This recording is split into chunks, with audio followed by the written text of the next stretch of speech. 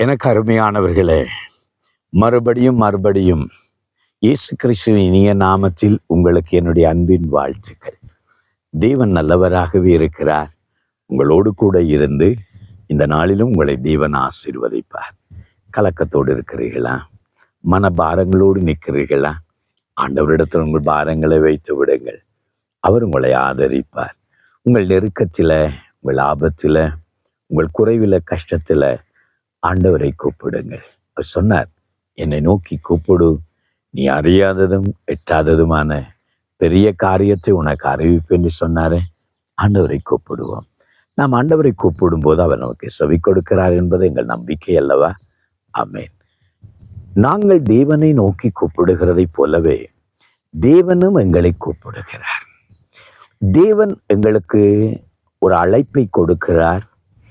தேவன் எங்களுக்கு அநேக கிருபைகளை கொடுக்கிறார். எங்களுடைய வாழ்க்கையில தேவன் எங்களை கூப்பிடுகிற நேரம் உண்டு. எங்களுடைய வாழ்க்கையில நாங்கள் மனம் திரும்ப வேண்டிய நேரங்கள், ஆண்டவருக்கு அங்கே செவி கொடுக்க வேண்டிய நேரங்கள், ஆண்டவருக்கு கீழ்ப்படிய வேண்டிய நேரங்கள், ஆண்டவருடைய வார்த்தையை விசுவாசிக்க வேண்டிய நேரங்கள் அநேகமாக இருக்கிறது. சில வேளைகளிலே நாம் தேவன் எங்களை அழைக்கும் போதும், தேவன் எங்களை எதிர்பார்க்கிற போதும் நாம் அவருக்கு செவி கொடாமல் போய்விடுகிறோம். யோனா, தேவன் அவரை அழைச்சார், ஆனால் கீழ்ப்படியாமல் போனார்.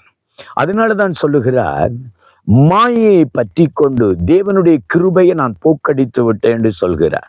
மாயையை பின்பற்றி சில வேளையில உலக காரியங்கள், இந்த உலக சிற்றின்பங்கள், உலகத்தின் முக்கியத்துவங்கள், எங்களுடைய வாழ்க்கையில இருக்கிற எங்களுடைய சுயநலங்கள், தேவனுடைய வார்த்தைக்கு கீழ்ப்படியாமல் போய்விடுகிறோம்.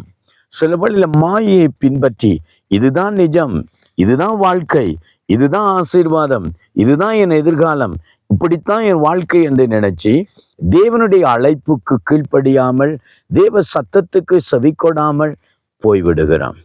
அந்த நேரத்துல நமக்கு ஒரு கஷ்டம் வருகிறது. நாம் நம்முடைய சொந்த வழிகளில போய் மாமிசத்தில இச்சைகளுக்கு உட்பட்டு கடைசியில நாம் எங்கேயோ ஒரு பொறியில விழுந்து விடுகிறதை போல விழுந்து விடுகிறோம்.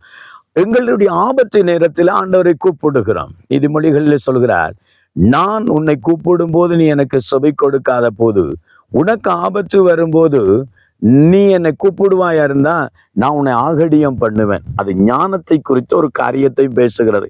படிக்க வேண்டிய நேரத்துல படிக்கிறது இல்லை, காரியங்களை செய்ய வேண்டிய நேரத்துல காரியங்களை செய்யல, டெஸ்ட் ஹாலுக்குள்ள போயிருந்து ஐயோ இதுக்கு கேள்விக்கு இந்த பதில் தெரியலையேன்னு யோசிச்சா அது முட்டாள்தனம் இல்லையா? ஆண்டவர் எங்களுக்கு நல்ல சந்தர்ப்பத்தை கொடுத்திருக்கிறார். நம்ம அந்த சந்தர்ப்பங்களை பயன்படுத்தி கொள்ளணும்.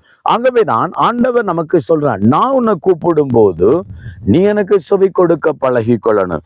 அங்கே சகரியாவின் புஸ்தகம் 7வது அதிகாரம் 13வது வசனம் சொல்லுகிறது, நான் கூப்பிடும் போது அவர்கள் எப்படி கேளாமல் போனார்களோ அப்படி அவர்கள் கூப்பிடும் போதும் நானும் கேளாதிருப்பேன் என்று சேனைகளின் கர்த்தர் சொல்கிறார். இஸ்ரவேல் மக்களை தேவன் எத்தனையோ தடவை கோழி தன் குஞ்சுகளை கூட்டி சேர்ப்பதை போல கூவி அழைச்சார். தீர்க்கதரிசிகளை அனுப்பினார். காலத்து காலம் தேவனுடைய மனிதர்கள் வந்து ஆண்டவருடைய வார்த்தையை சொன்னார்கள். ஆனால் அவர்களோ கேளாமல் போனார்கள். ஆனால் நெருக்கம் வரும்போது, ஆபத்து வரும்போது ஆண்டவர் சொல்றார், நான் உங்களை கூப்பிடும் போது நீங்க எனக்கு செவி கொடாமல் போனால், தேவன் எங்களுக்கு கொடுத்த கிருபையான சந்தர்ப்பங்களை நாம பூக்கடித்து கொள்வோமா இருந்தால், மாயை பற்றி கொண்டு தேவனை வெறுத்து விடுவோமா இருந்தால், எங்களுக்கு ஒரு நெருக்கம் வருகும், ஆபத்து வருகும். ஆகவேதான் நம்முடைய வாழ்க்கையில தேவனுக்கு நாம் கீழ்ப்படிய, தேவனுக்கு செவி கொடுக்க எப்பொழுதும் பழகி கொள்வோம். நாம் அழிவுக்கு முன்னாக, ஆபத்துக்கு முன்னாக, நம்முடைய வாழ்க்கை கெட்டுப்போவதற்கு முன்பாக தேவனுக்கு செவி கொடுத்தோமா இருந்தால் தேவன் எங்களுக்கு உதவி செய்வார், நம்மை ஆசீர்வதிப்பார். ஜெபம் பண்ணுவோமா? எங்களை நேசிக்கிற தகப்பனே, உம்முடைய பிள்ளைகள் இந்த சத்தத்தை கேட்கும் போது யார் யாரெல்லாம் மாயை பின்பற்றி கிருபையை போக்கடித்தவர்களா நிற்கிறார்களோ, உம்முடைய வார்த்தைக்கு செவி கொடாதவர்களாய், தீர்க்கதரிசிகளுக்கு செவி கொடாதவர்களாய், ஆண்டவர் தேவ ஊழியர்களுக்கு செவி கொடாதவர்களாய் யார் யார் வாழ்ந்து கொண்டிருக்கிறார்களோ, இந்த வார்த்தையை கேட்டு மறுபடியும் பக்கமாய் திரும்பி வரட்டும். ஆண்டவரே, உமக்கு கீழ்ப்படியட்டும், உமக்கு செவி கொடுக்கட்டும். தேவனே, இந்த வார்த்தையின் மூலமாய் நம்முடைய பிள்ளைகளோடு இடைப்படுங்க. ஆசீர்வதிங்க. இயேசுவின் நாமத்தில் ஆசீர்வதித்து ஜெபிக்கிறோம் நல்ல பிதாவே. ஆமேன், ஆமேன். கர்த்தர் பக்கமாய் திரும்புங்கள். கர்த்தர் உங்களை ஆசீர்வதிப்பார். God bless you.